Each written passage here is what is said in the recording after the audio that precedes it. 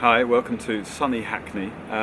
We were doing something in class a couple of weeks ago that I think some people found useful, so I thought I'd get it on tape and share it with the rest of you. It relates to something that we've done in class over the years many times, which is drop D tuning. Now, to refresh your memory, drop D tuning is where the sixth string is dropped the equivalent of 2 frets worth, or 1 tone, until it's exactly an octave below the fourth string. So it's a D. The reason that's useful is because when you come to playing a D shape, a D minor or a D or whatever, normally your bottom string would be the open fourth, which misses out the bottom 2 strings of the guitar entirely and isn't very bassy. If your bottom string is dropped to a D, then you've got 6 strings worth of chord, and that can be very nice.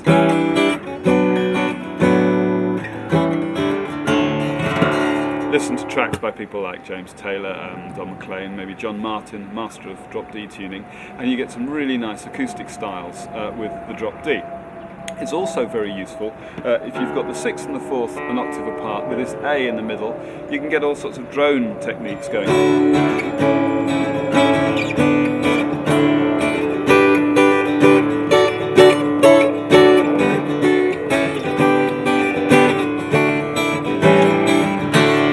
And of course it's equally useful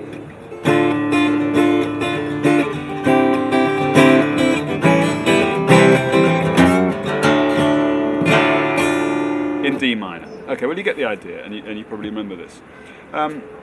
There are a couple of tricky things with this drop D tuning, including the fact that if you're using any other chord apart from your basic D that includes a 6th string note, you're going to have to refinger, because this is no longer a G.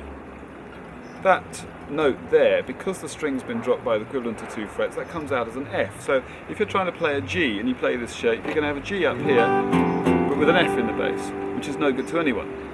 So you have to remember to adjust your chord shapes to take into account the fact that it's been dropped down by 2. So that needs to be here, 2 frets higher, so you end up with some daft shape which is almost impossible to play. So the way a G is normally played in drop D tuning, of course, is like this, where you just hope that that finger is going to mute the 5th string, and well, perfectly serviceable.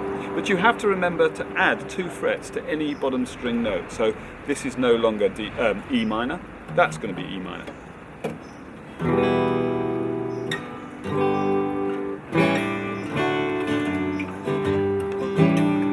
Alright, well fair enough, and it's simple to use, and it's a well-recognised style, and a lot of people use it. But there's this little hang-up about using new shapes. In the session that we had, we were talking generally about using the capo, either to change the key that you'd normally play something in, or in fact to use the capo to keep the key but to use different shapes. And here's a variation on that incorporates some of the stuff we've just looked at. I was messing about with this kind of capo. It doesn't need to go across all 6 strings. This capo, I'm now going to place it across, well first of all let me return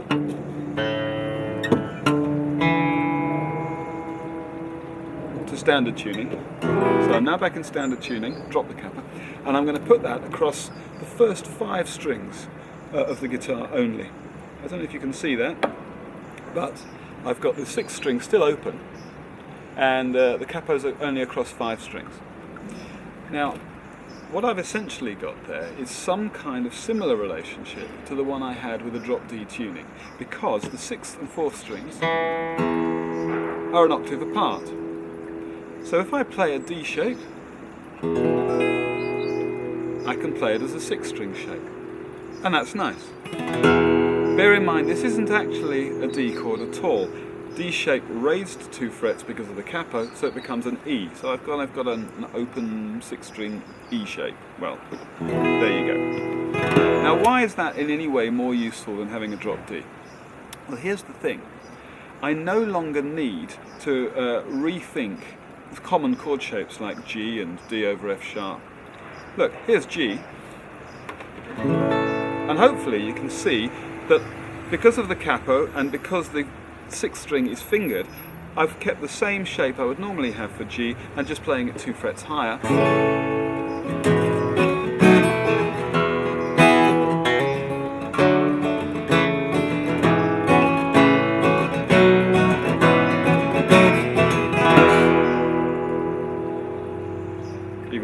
in tune, of course.